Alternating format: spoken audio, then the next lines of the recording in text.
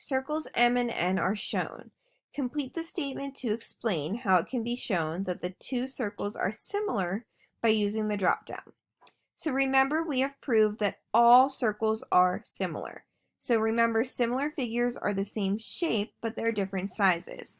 So all circles are similar, which means that we can take any circle and map it onto another circle using a series of transformations.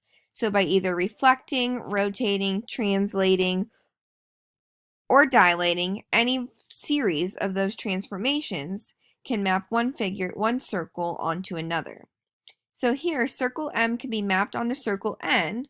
So we're starting at M and we're mapping it onto circle N. So we need to take M and reflect it over the x-axis. So the first blank here is the x-axis. We're flipping it over this yellow line of reflection, which is the x-axis. And again there, that axis is labeled for you. So if you forget which one's the x-axis and which one's the y-axis, always look at the labels. The x-axis is labeled here on the graph.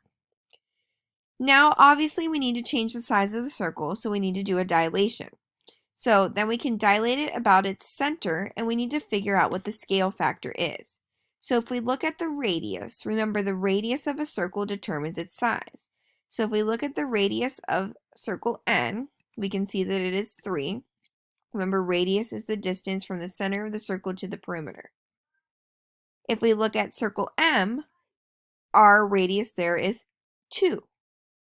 So our scale factor here is 3 over 2, which that's not a choice in our drop-down menu here. So then you need to actually go on Desmos and do 3 divided by 2 to see which value it is equal to.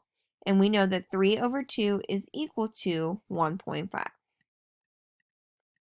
So circle M can be mapped onto circle N by a reflection across the x-axis and a dilation about its center by a scale factor of 1.5.